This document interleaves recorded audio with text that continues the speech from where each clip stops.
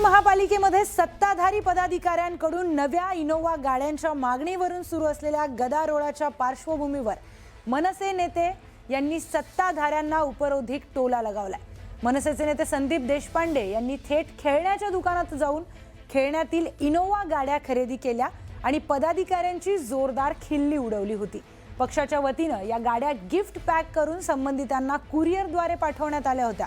दरम्यान संदीप देशपांडे यांनी पाठवलेल्या गाड्या पालिकेने परत पाठवल्यात। पालिकेच्या प्रवेशद्वारावरून सुरक्षा रक्षकांनी वाहनं देशपांडेंकडे परत पाठवली। नेत्यांच्या इनोव्हा गाड्यांच्या मागणीवरून देशपांडे यांनी खेळण्यातली वाहनं पाठवलेली होती।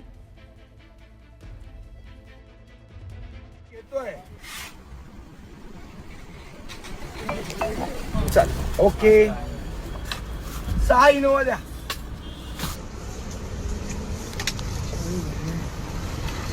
एक मिनिट असं तुम्ही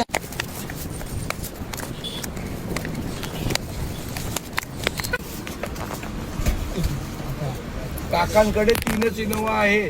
शुक्रवारी अजून 3 इनोव्हा आणून देणार आहेत, तेव्हा पाठवीन। आता व्यवस्थित रोज सभागृहात जायचं, हट्ट करायचा नाही। गाडी पाहिजे गाडी पाहिजे, सगळ्यांना गाडी मिळणार आहे। ओके।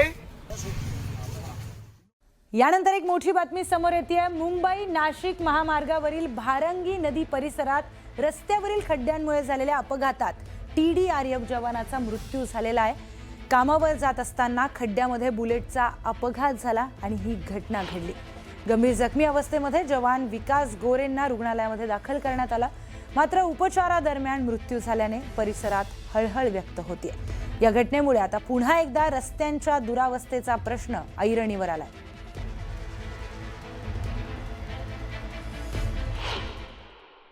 तो ठाणे TDRF म्हणजे कार्यरत आहे। तो ड्युटीवर चालला होता। ड्युटीवर जाताना रस्त्याला खड्डे असल्यामुळे त्याचा नाक बळी गेला। याची प्रशासनाने दखल घ्यावी हेच आमचं मागणी आहे। तोपर्यंत आम्ही बॉडी उचलणार नाही। यानंतर पुढची बातमी आपण पाहूया। ठाणे भिवंडी मार्गावरील राहणाळ गावाच्या हद्दीत रस्त्यावर भीषण अपघात झाला। या अपघातामध्ये एका 46 वर्षांच्या महिलेचा दुर्दैवी मृत्यू झाला। दुचाकी घसरून झालेल्या अपघातामध्ये महिला रस्त्यावर कोसळली।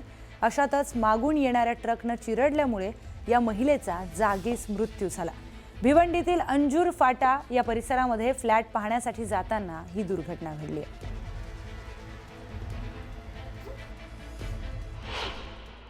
बहुत ही दुखद घटना। पहाड़ जैसा विपत्ति उनके सर के ऊपर आ गया है। कुछ सहारा नहीं है। छोटा मोटा व्यवसाय करता था अच्छे लाल पाल, मेरा भाई, बड़ा भाई है हमसे। छोटा मोटा अपने घर में पेंटिंग प्रेस का छोटा मोटा काम करके लेते थे, उसी से उनका घर परिवार चलता था।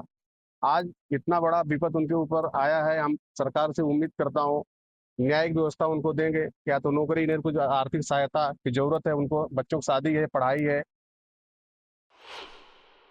काँक्रिटीकरण चालू आहे, सगळं सुरू आहे, तरी सुद्धा देखील जर आज एक तरुण मुलगा आज खड्ड्यात पडून गेला, काल एक महिलेचा मृत्यू झाला, नाशिकमध्ये 4 लोकांचा मृत्यू, सरकार आहे कुठे? आमच्या ठाण्याचे पालकमंत्री आहेत कुठे? आज जर एवढ्या लोकांचा मृत्यू होत असेल आणि तरी सुद्धा जर पालकमंत्र्यांना जाग येत नसेल, सरकारला जाग येत नसेल, बांधकाम मंत्र्यांना जाग येत नसेल, तर आम्ही प्रश्न कोणाला विचारायचे की तुम्ही फक्त खासदार आणि आमदार बोलण्याच्याच पाठी राहणार आहात?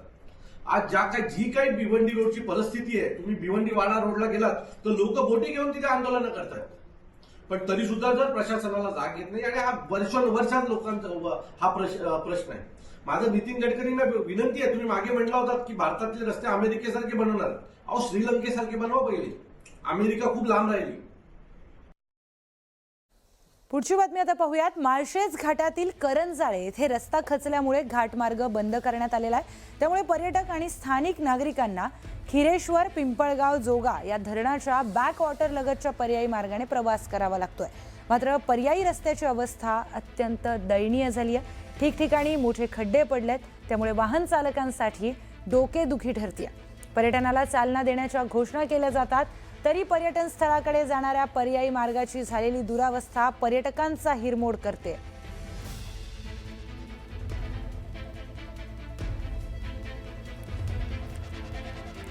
यानंतर एक मोठी बातमी समोर येते। ही मोठी बातमी नाशिक शहरातून समोर येते।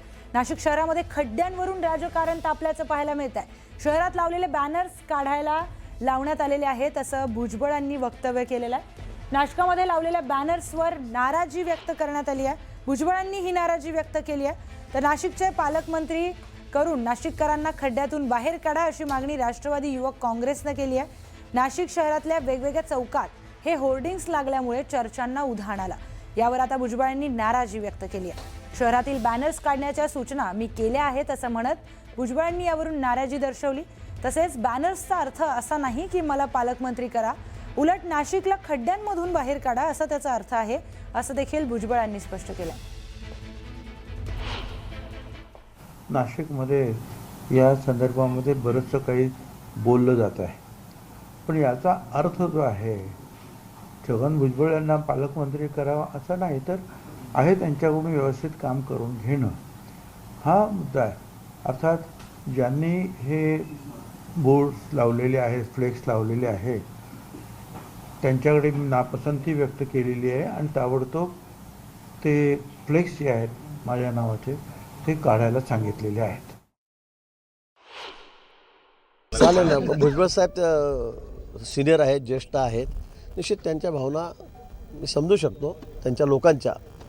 आणि मग या संदर्भामध्ये मला वाटतं सर्व अधिकार माननीय मुख्यमंत्री महोदयांना आहे, ते या बाबतीवर निर्णय घेतील. नाही, माझे भुजबळ साहेबांचे अतिशय चांगले संबंध आहे.